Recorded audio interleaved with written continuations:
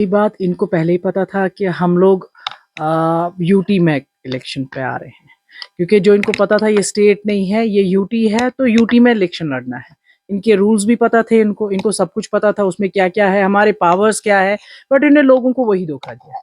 उसी पे इन्होंने समझा, इन्होंने ब्लैकमेल किया लोगों को कि हम जी स्टेटहुड लाएंगे, जो कि आज तक नहीं कर सके। जो 100 डेज भी हो गए, जो इनका प्रॉमिस था, मैनिफेस्टो था कि 100 डेज में हम लोग जी स्टेटहुड लाएंगे, आर्टिकल 370 वापस लेके आ जाएंगे, जो ये कभी नहीं कर पा रहे हैं।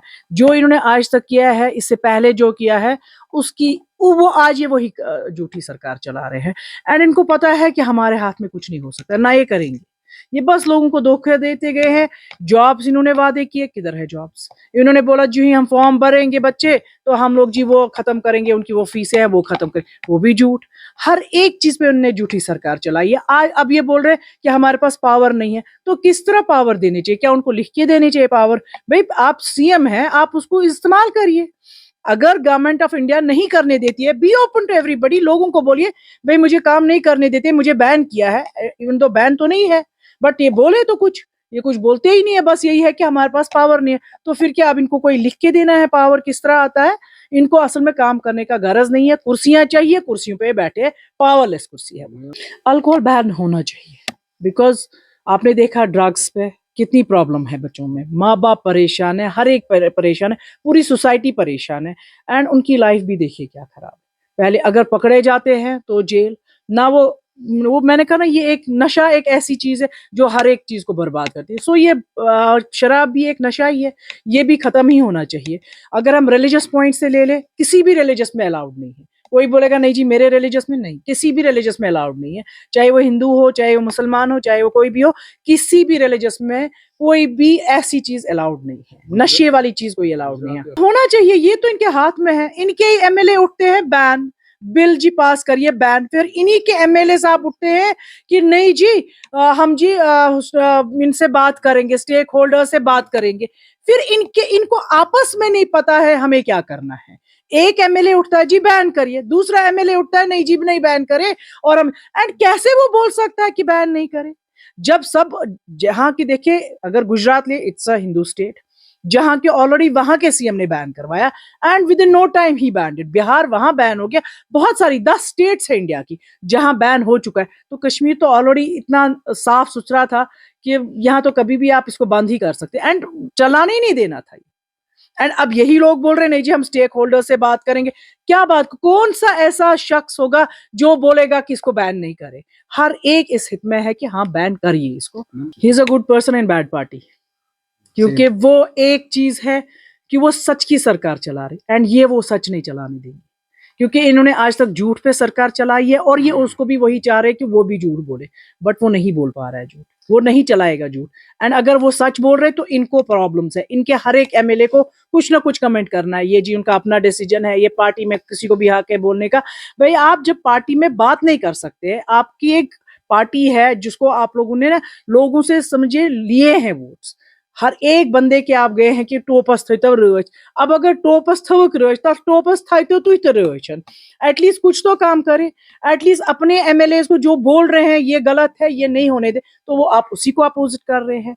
आपको रूहुल्ला साहब बैठे बच्चों के साथ कि भाई ये बैन हो, ये रिजर्वेशन जो है वो खत्म करिए, तो वो उस पर भी उनको नहीं जी अपना डिसीजन है। आज वो बोल रहे, उन्होंने बोला कि हम मैंने अगर इनके साथ उठा, मेरे इनके जो प्रॉब्लम्स है मेरे साथ, या मेरा इत्तेफाक नहीं करता मैं इस बात से कि आर्टिकल 370 नहीं, क्योंकि मैंने बात की है कि आर्टिकल 370 वापस आना चाहिए, जो इन्होंने भी बोला था। आज ये अपने ही रोला साहब के खिलाफ बोलते हैं। ये इंटरनली इनको आपस में नहीं बन रही है, तो ये कौम को क्या करेंगे?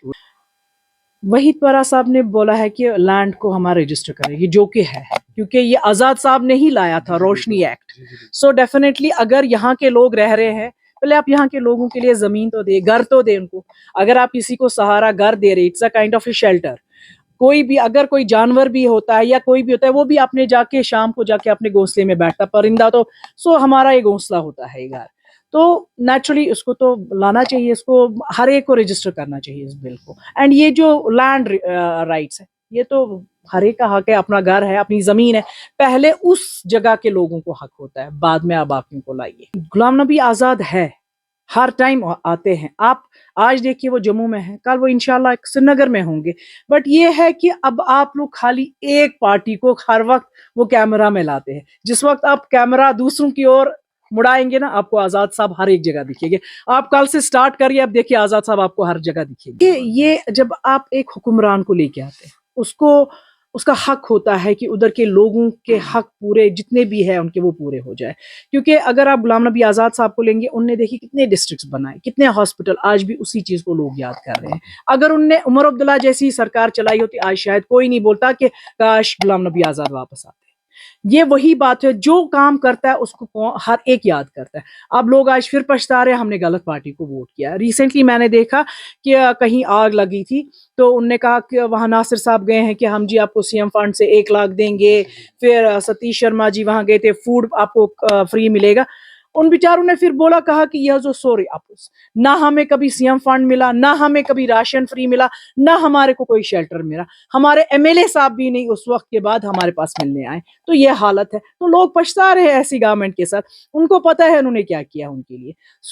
एंड लोग ही याद कर रहे हैं कि आजाद साहब ने जो दिया वो आज तक कोई दूसरा सीएम नहीं दे सका। पहली बात, ये झूठ था। जो इन्हें बोला 200 यूनिट्स हम फ्री देंगे, वो किस बेस पे देते? क्योंकि जब तक मीटर नहीं लगते तो नहीं। हाँ, अगर आप फ्लैट रेट रखते तो लोगों को वो राहत होती। आप सच की सरकार चलाएं। मैं हर वक्त बोलती हूँ, not as a chief spokesperson और अ स्पोक्स पर्सन और मैं एज ए नॉर्मल कश्मीरी की तरह बोल रही हूँ। आप सच की सरकार चलाएं, लोग आपके साथ रहेंगे। आप लोगों को बोले भाई फ्री कुछ नहीं मिलता है। हाँ, अगर आपको हमसे कुछ थोड़ा प्राइस में जिसमें हर एक एडजस्ट हो सकता है, वो कर सकते हैं। आप बोलेंगे ये फ्री वो फ्री वो फ्री, कुछ भी फ्री नहीं होगा। एंड ये जो बोले 12 सिलेंडर फ्री, 200 यूनिट फ्री, फिर राशन फ्री, कुछ भी फ्री नहीं था। A big life from the government, that manifesto is nowhere. कि हमने पहले भी बोला है, statehood is a prime minister's promise, so he has to give.